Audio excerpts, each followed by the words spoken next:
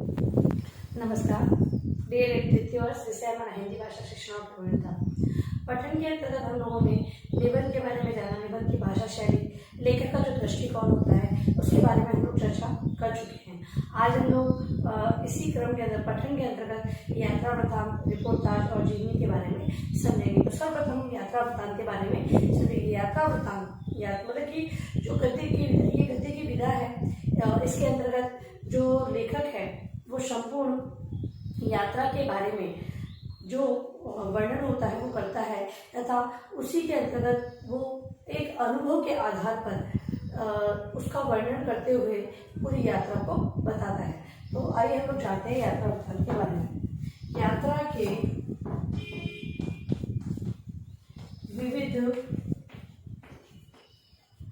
यात्रा के विविध अनुभवों और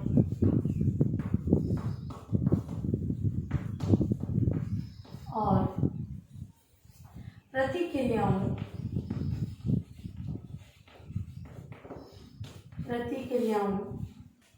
की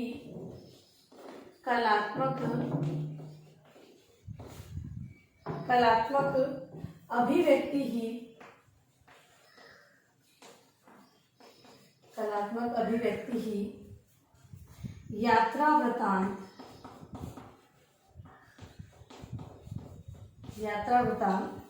कहलाती है।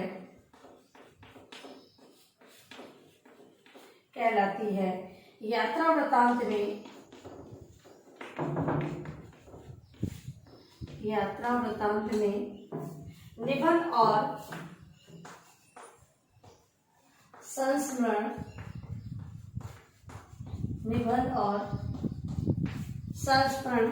दोनों विधाओं के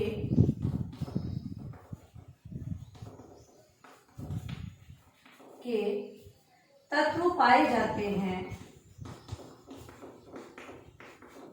कहने का तात्पर्य यह है कि जो चीज संस्मरण में बताई जाती है, निबंध में बताई जाती है, वे दोनों तत्व यात्रा वृत्तांत में पाए जाते हैं। क्योंकि यात्रा है वो भी एक निबंध के रूप में बताई जाती है और उसमें भी यादों को ध्यान में रखकर अनुभवों के आधार पर उसे उल्लेखित किया जाता है, तत्व पाए जाते हैं।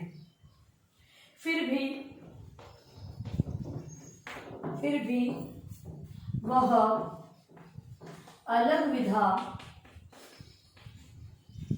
इसलिए है कि इसमें पल पल बदलते दृश्यों की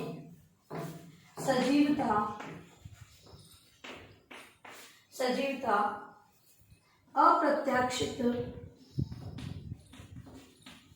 अप्रत्याशित घटनाओं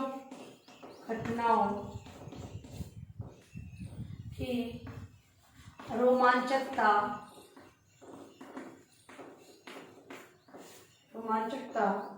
कठिनाइयों का सामना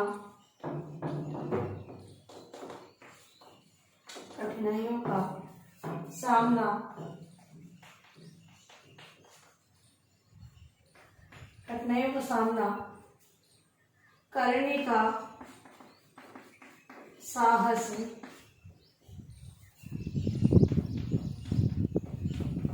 घटनाओं की गतिशीलता आदि ऐसा आकर्षण पैदा करते हैं जो इस निबंध और संस्मरण दोनों से अलग कर देता है। मतलब कि निबंध और संस्मरण से अलग करने के लिए इसमें जो दृश्यों की सजीवता, अप्रत्याशित घटनाओं की रोमांचकता तथा कठिनाइयों का सामना करने का साहस, घटनाओं की गतिशीलता, मतलब घटनाएं वहाँ पर गति से, मतलब कि सारे दृश्यों का पल पल की खबर अगर उसमें दी जा रही है तो वहाँ पर उस जो घटनाएं वगैरह बताई जा रही दृश्यों का वर्णन है वो गतिशील आगे बढ़ता हुआ दिख रहा है। तथा इसके अंदर निबंध, ये जो कारण है, इसी कारण से ये निबंध और संस्मरण से अलग मानी गई है। इनमें गंतव्य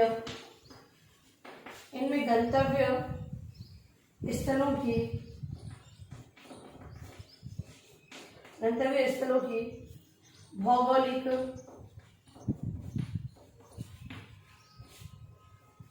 सांस्कृतिक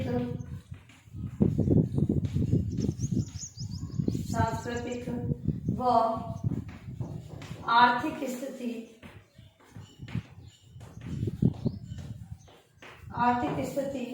की झलक प्रस्तुत की जाती है और इसमें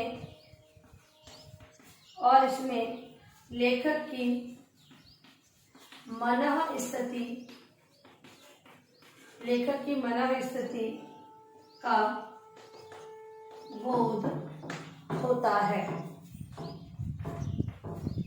अगली, ये जो गंतव्य, मतलब कि जो स्थल है जहाँ पर यात्रा की जा रही है, वहाँ की भौगोलिक, सांस्कृतिक और आर्थिक स्थिति की झलक यात्रा वृत्तांत के अंतर्गत प्रस्तुत की जाती है तथा लेखक की मनः स्थिति का बोध भी इसमें होता है। विभिन्न स्थानों के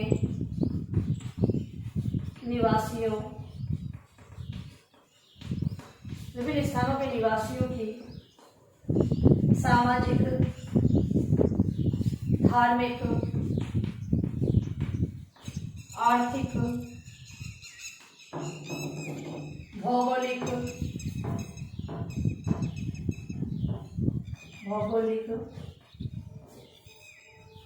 स्थिति तथा उनके स्वभाव, परंपराओं, जीवन शैली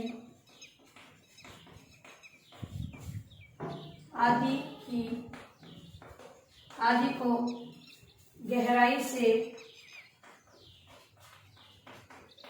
देखने का प्रयत्न होता है। यात्रा वृत्तांत के अंतर्गत जो वहाँ के निवासी होते हैं, जो उस स्थान पर रहते हैं, उस स्थान के अनुसार उन निवासियों की भौगोलिक, आर्थिक, सामाजिक और धार्मिक स्थिति क्या है, उस स्थिति के लिए जो यात्रा वृत्तांत का वर्णन किया जाता है, तो जो लेखक होता है पूरी यात्रा की जो पल पल की खबर होती है, कहीं पर रुका, किन चीज़ों को देखा, वहाँ के लोगों से संपर्क हुआ, वो सारी उसके अंदर वर्णन दिया होता है। तो वहाँ के निवासियों से संबंधित जो आर्थिक, धार्मिक, भौगोलिक उनकी स्थिति क्या है, वो किस प्रकार के उनकी आर्थिक स्थिति किस प्रकार की है, भौगोलिक वातावरण किस प्रकार का है, और जो धर्म के प्रति वो किस प्रकार जागरूक है या फिर किस धर्म को वो अपना रहे, वो सारी चीजें उसके अंतर्गत वर्णित होती है। तो यात्रा वृत्तांत है वो इस प्रकार से निबंध और जो संस्मरण है उसका ही रूप है। लेकिन यहाँ पर पल पल की खबर देने के लिए निबंध है केवल एक पक्ष को, मतलब कि जैसे कि कोई भी एक टॉपिक है, प्रकरण है, उस पर आधारित निबंध लिख दिया जाता है, तो उसके बारे में विशेष जानकारी दी जाती है। वहाँ पर वर्तमान या फिर ये कहें कि पल पल की जो घटना वर्णन से कोई संबंध नहीं होता है। संस्मरण है वो भी यादों पर होता है, याद पुरानी जो अनुभव होती है याद उन पर लिखा जाता है। लेकिन जो यात्रा वृत्तांत है वो हम ये कह सकते हैं कि लेखक है वो अपने अनुसार उस यात्रा का वर्णन करता चला जाता है। ठीक है, तो अब लिखिए अपना गृह कार्य प्रश्न आप लोग।